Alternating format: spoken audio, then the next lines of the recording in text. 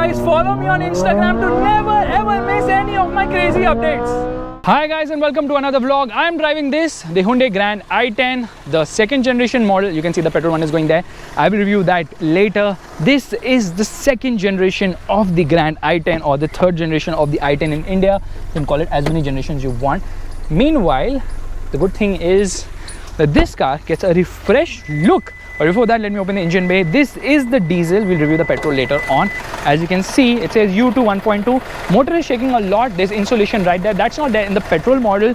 And the engine bay is quite compact as well.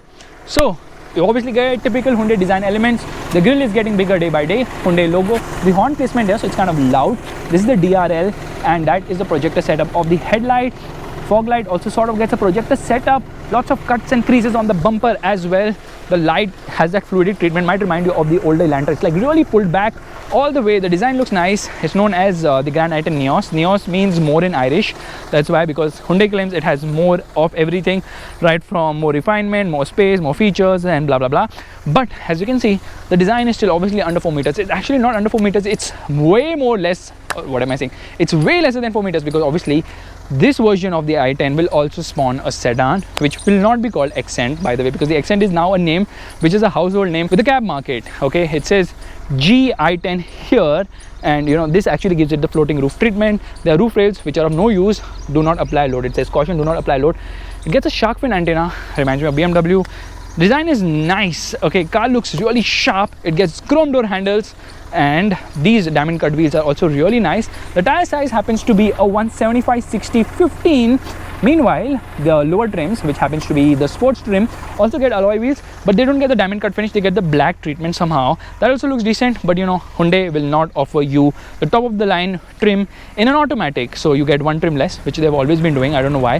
From the rear, this is a Tata Tiago. Okay, the light will remind you of the Tiago for sure.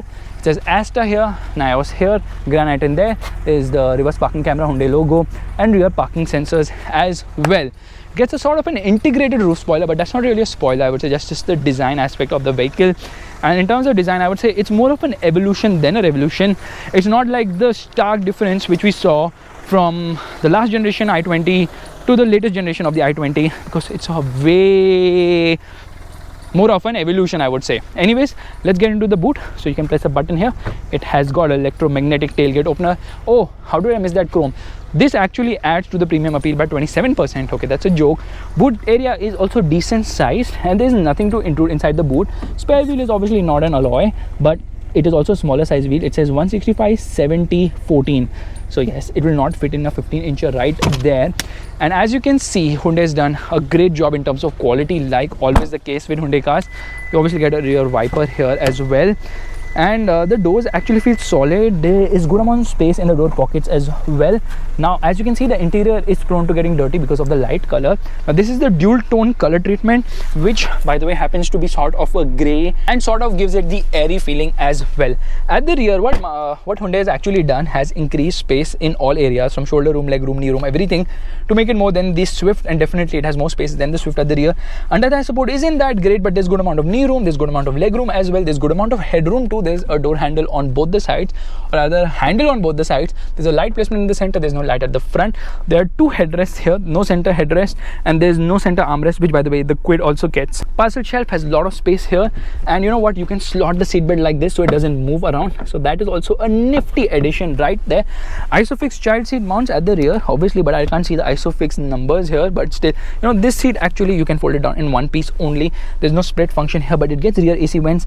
It also gets a power outlet there. It doesn't get a USB slot, unfortunately. Magazine holder here, not on the other side, and doesn't get a scooped out seat back. Seats are quite comfortable. It has a sort of a recline angle as well, which is a nice touch. Door handles feel nice, and you get this, you know, sort of a graphic, which is actually a very nice touch. It also shows you here that this is for a bottle, not for a cup, because obviously you're going to splash a lot of things. And the floor is almost flat. 3 people can sit in, but the cabin is not really wide enough. Now the thing is that you can obviously fold this seat if you want to carry a lot more stuff, which means that you need to pull this strap, and there it folds. So now you can carry a lot more luggage. So I'm going to show it from the boot as well. You can actually stuff a Hyundai Eon from here, but you have to remove the parcel shelf, which is done like this. So parcel shelf out, and that's how much stuff you can stuff inside.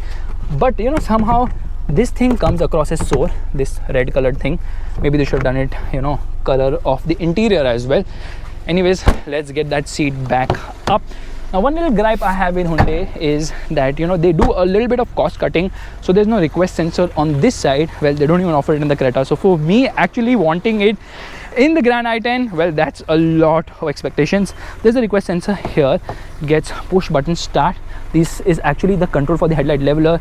Again, door pocket is decent size at the front. These are the controls for the power windows. This is for the outside rear view mirror control. And overall quality of the cabin is really nice as well. No denying that fact. Okay, it gets a climate control air conditioning. We turn off the air conditioning first thing. Quality levels are really very nice. The storage area here and the glove box is also decent size. It gets a cooled glove box. Front seats also very nice, but it doesn't get an adjustable headrest, unfortunately. At the rear it does, and you know what, they've added bolstering here, which is a nice touch. Meanwhile, this space to keep stuff here, probably I can keep the vehicle keys, which I'm not able to find. Have I dropped it somewhere? Yeah, I have, at the rear. Anyways, you can keep it here. Twin cup holders. There is a wireless charging pad, and there wireless charging starts. Now here you get a USB port, another USB port, another USB port. It's got 3 USB ports, which is very good. And this cluster is also nice because you get an analog tachometer, a digital speedometer, along with a digital multi-information display, which is merged together. So it will tell you distance to empty, it will tell you real-time fuel economy, temperature, time, as well as a fuel meter. And you can browse through this. So there's a lot of information on offer. It's telling you the average speed you have driven, how much time you have driven for, obviously twin trip meters, along with the odometer as well. Really nice, really sweet. And obviously moving away from the mundane, which usually is the case where brands actually use the same thing across all their cars, this is actually the control for the headlights. This is the control for the wipers. Wipers work really nice as well. There's obviously a rear wiper too, so what we'll try and use the rear wiper too. There it goes, a lot of spray there too. Yeah, it works really nicely.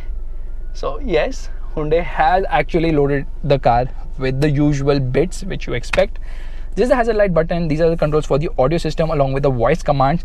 But you know, this actually looks blank. Half the button should have been on that side. Steering wheel is nice to hold. It gets this 3-spoke steering, and the side AC vents obviously look very sporty too. Will remind you of the Mercedes A-Class, and these AC vents are placed on the lower side, which is not the best in terms of blowing air. However, because Hyundai has tried to make this look like a Mercedes, you know, this is placed here. So like it seems like a one-piece unit. Obviously in the E-Class you see it's like a one-piece unit. Same is the case here as well, even in the S-Class. Anyways, to get into reverse, you actually have to pull this up and push it ahead. There it is, the reverse parking camera. Gets guidelines, but they are not adaptive. Meanwhile, in the petrol, you have to push it like this and get into reverse. So it's like a little different between petrol and diesel somehow. Now this has a lot of information. There's something known as DRVM, unavailable when the vehicle is parked. So let's get into gear right now and let's press on DRVM. So it will actually show you the rear view when the car is being driven all the time, which is again super cool indeed. And that's not all. Obviously, it has plenty of features. It's got Apple CarPlay, it's got Android Auto connectivity. So yes, it doesn't get connected car features, but it gets a lot of information right there itself. However, side airbags would have been a nice touch. Maybe optional sunroof could have been a nice touch. But you know, the light placement is here. It has to be moved ahead if you want to put a sunroof. Meanwhile, here you do not get a mirror nor a light, but you get a toll receipt holder. But over there you get a mirror. Somehow this is not aligned, no light placement there either. Anyways, let's play an audio track right away, which means we'll get into radio.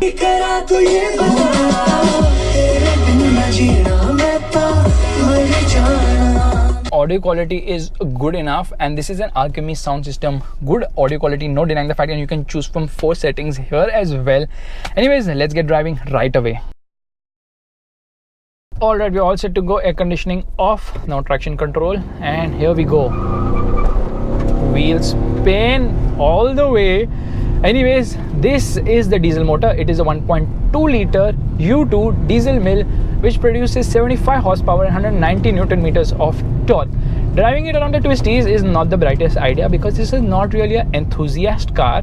But that said, definitely there's good amount of punch on offer, and it has good amount of low end as well. In fact, it's so peppy lower down that it instantly accelerates in the lower end and has a good mid-range too, but gets out of breath very quickly indeed. In fact, post 3,500 RPM, there's not much. There's no top end in this motor, but pulls really nice and sweetly. In fact, 0 to 100 kilometers per hour should take around 15 seconds, which might be slow, but as far as city driving goes, you will never complain. And there's decent amount of punch for highway driving as well. You're not going to complain there either, but this is not an ideal highway car. the petrol is more suited to highway duties because of a rather top end power delivery. As you can see, steering is really very light. Alright, it is light, it offers some amount of feel as well, but it doesn't really excite the senses, because this is definitely not the car you would be driving if you like driving, that is. So taking a U-turn, no problem. The whole idea of this car is so easy to drive. It's so freaking refined. The diesel engine is really refined, very smooth, punchy as well, but it gets vocal once you get past the mid-range. It's very efficient as well. Should return a fuel economy between 15 to 18 kilometers per liter, which is very respectable. The clutch is on the lighter side, and the gearbox is also very slick shifting indeed. Now you see, over bad roads there's no problem because the suspension is tuned beautifully. It absorbs almost everything in its stride. It's so freaking smooth, the suspension, and Hyundai should be credited for making a car with great ride quality, because the ride quality is just not good, it's very mature as well. In fact, it's so good that it actually may remind you of European cars. That's the level of smoothness on offer. क्या हुआ? तो पूरा खाली था, अभी अचानक से बहुत लोग आ गए। अच्छा, पर अच्छा है वैसे। पीटीसी यहाँ पे इंडी एक्सटी, मतलब वही इंट्रो वर्डिक्ट। ठीक है, चलो मैं आता हूँ। Anyways, let's get going back again. Bad roads, no problem. This car is so good over the worst of roads. Just look at the way it goes. There's so much maturity in the ride, in spite of the fact that the suspension is on the softer side and we are stuck in a jam right now. In spite of that fact, okay, what do? All my starts today are on a slope, but wheel spins like a lot because of the low end punch on offer. Light steering, yes, body roll is there, but well contained for the most part, but it's not an eager car to drive. But high speed stability is good. There's no vertical movement as such at high speeds, which is such a boon, because in spite of this car being softly sprung, it manages to remain very composed over bad roads, and especially even at high speeds, it's so composed. It's only bad potholes, or rather big potholes, which affect the car, but for the most part, it's absolutely brilliantly done. Well done, Hyundai, well done. Now the thing is, while doing the exterior walk around and the interior walk around, I forgot to tell you that there are 3 interior options in terms of colors. So one is this dual tone, otherwise you can get black interiors with either red inserts, and there's option of blue as well, which is a good thing because like Hyundai is offering some amount of customization, which is cool. As you can see, out on an incline there's no problem. The motor pulls very smoothly. It redlines all the way to 5000 rpm. The refinement levels of this motor is something which I would commend Hyundai for, because they've done a great job here as well. Now of course the diesel is more expensive than the petrol by around 1.3 lakhs when you talk about on-road pricing. This particular car cost a lot of money actually. It costs 9.5 lakhs on-road Mumbai, which makes the diesel quite expensive for a 3-cylinder unit. But that said, everyone's going here, there's a dead end and people are taking a U-turn and coming back. But that said, I have to admit that the Grand i10 is a very good car indeed, especially for the city, especially for someone who's not really interested in driving but wants a comfortable quality car. It really shines in that sense. So the prices of this car actually start at 5.9 lakhs, okay, which might look aggressive, but you really have to opt for the sports trim and above if you want to get some good amount of equipment on offer. Speed breaker, no problem. It does a great job there as well. Taking a U-turn, no problem. Just see how easy it is to drive. That's where it absolutely excels. Now there's only one variant for the diesel automatic, which happens to be an AMT, priced at ₹70,000 more. It's available in sports trim because Hyundai doesn't offer the top of the line trim as far as automatics go. Well, I don't know why they do that, but probably the people who buy diesel automatics, or rather any automatic, petrol or diesel automatic, do not need the top of the line Astra trim. That said, let me sum this up by telling you that Hyundai has done a great job, although more power is something which would have been great. You know what Hyundai should do? They should offer the 1.5 litre diesel engine, which is going to come in the venue real soon, but I believe that they will offer with the i20, and there has to be some differentiation between the i10 as well as the i20. But as I see it, this is a very easy car to drive with good quality, good amount of features, comfort, and it's very frugal as well. Now driving around this village, I realized that this car is never, or was never about, and will never be about driving fast or driving with a lot of steering feel, because it just lacks it. High speed stability is good, but steering does not offer much feel, especially in the center position. It just lacks. Now obviously the chassis has been strengthened in terms of structural rigidity. Also the car is better. It obviously meets all upcoming emission norms as well. In fact, it uses 65% high tensile steel as well.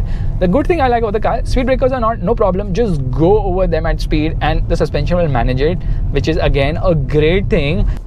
Revving the motor, revs to 5000 rpm, wheel spinning all the way. and it redlines also pretty fast, I would say, for a diesel. Refinement is great. So guys, this is my vlog of the Hyundai Grand i10. This happens to be the diesel. There happens to be some flooding, no problem. Ground clearance is decent. Brakes are also very nice, powerful enough. Actually, Hyundai has always offered good brakes, which is a good thing. Here, sailing through a little bit of flooding, I have no problem whatsoever, but you know, it has been more flooded than before earlier morning, which was a sort of a challenge. Bad roads really make this car shine so much. It's brilliant. It's brilliant. There the motor beam guys are shooting right now.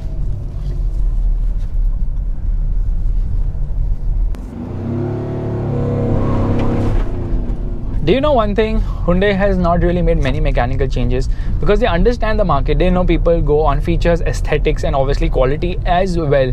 But you know what people really like? Value for money. And I'm not really sure about value for money with this vehicle, but I would say it undercuts the Swift by quite a margin, but then you get one cylinder less as well. That's it guys. If you like this vlog, you know what you have to do. Give it a thumbs up, that's a like button, and also subscribe to the channel. I will see you guys in the next video real soon. But before I say bye, let me show you the handling capabilities of this vehicle. Okay, composure is good, grip levels are also nice, tendency to understeer, obviously that is a given for every front wheel drive car, but you know, can keep it in second. Torque built up is nice as well, and punches really hard and fast. It doesn't feel breathless at all, even on incline somehow, because of the lot of torque on offer. 190 Newton meters is a lot. Bad roads are absolutely not an issue for this vehicle. So it shines, and it shines even more when it comes to the ride quality. And then the more I praise the ride quality, the more I complain about the steering wheel. Well, that's just me. Look at the composure, okay? It is reasonably composed, but just not giving me feel and feedback. So this is not like a Swift where, you know, out of the box anyone can start driving a Swift, but in the i10 you have to put in a lot more effort. You have to calculate a lot more in terms of how the car is going, where it is going, and what you need to correct every given moment.